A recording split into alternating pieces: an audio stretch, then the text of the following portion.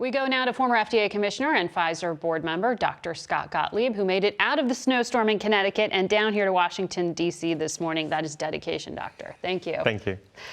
There is a new variant of concern, BA.2. The CDC says it's already here in the United States. How concerned do we need to be? Yeah, the question is, does this change the decision space? I don't think it does. I don't think it really changes the narrative. It maybe perhaps extends the tail on the decline that we're seeing across the country. There's some critical questions. Is it more contagious? It appears to be more contagious. Data out of Denmark from the Serum Institute suggests that it's about 1.5 times more contagious than the strain of Omicron that has made it around the U.S. Which is already so transmissible. Exactly.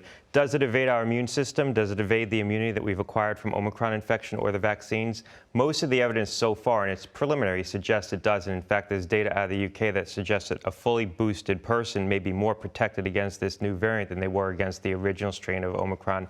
And then the final question is it more virulent? Is it more dangerous? And so far, based on what we've seen out of Denmark and the UK, which are collecting very good data on this, it doesn't appear to be a more virulent strain. So if you had Omicron, can you be reinfected with this version? You should be protected. So the mutations in this new version are not in the receptor binding domain on the spike protein. That's the portion of the spike protein that we develop our best antibodies against that neutralize the virus. Most of the mutations are on a separate part of the spike protein called the N-terminal domain. So if you had Omicron infection, you should have protection against subsequent infection from this new variant. That's why I don't think this is going to create a huge wave of infection.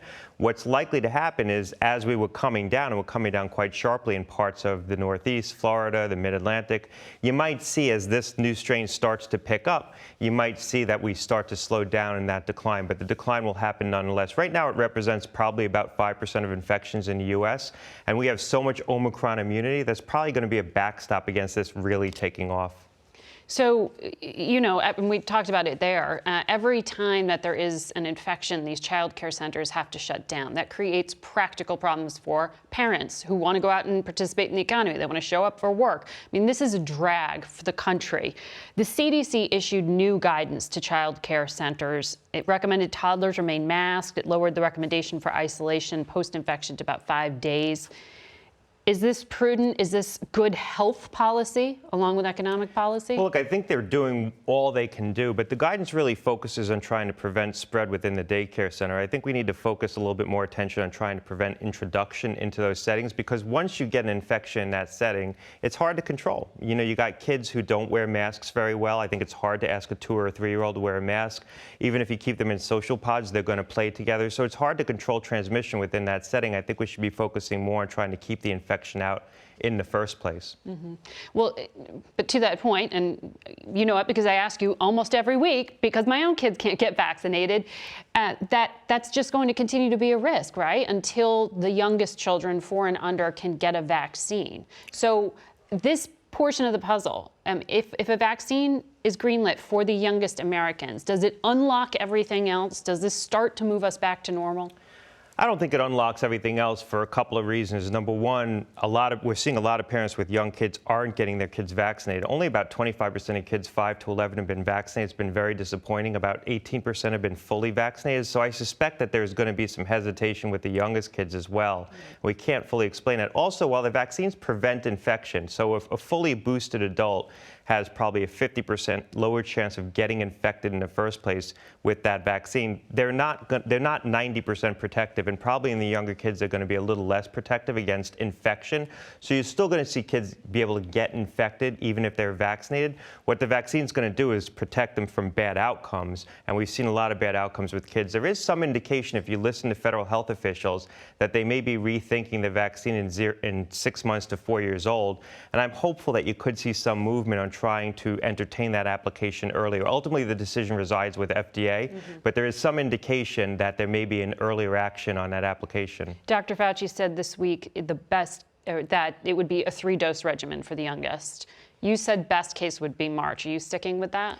Well, look, if federal health officials and the agency decide to authorize this on the basis of 2 doses, it could be out much sooner. And I think the decision matrix has changed around the vaccine for 6 months to 4-year-olds insofar as We know that the vaccine isn't as protective at preventing infection. Previously, we had data showing that the childhood vaccine for 6 months to 4 years wasn't as protective against infection as the adult vaccine.